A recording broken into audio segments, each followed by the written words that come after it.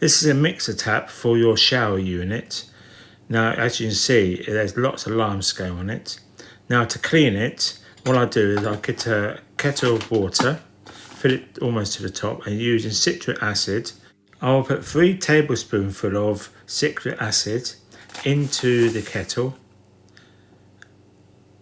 And after I've done that, I'll then mix it up, make sure it's all mixed, and then I'll put the mixer taps into the kettle itself, and then I will turn it on, leave it until it boils. Now, because the top is up, it will continue to boil until you've turned it off. As soon as you do that, you can simply rotate it round to do the other side of the mixer taps. Now, leave it in there for a few more minutes while it's boiling.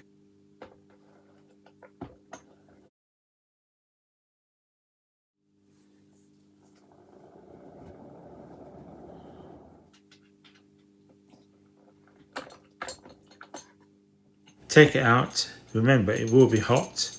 Give it a good clean, and you'll find it's nearly back to normal. So, thank you for watching, and if it did give you value, please share, like, and subscribe.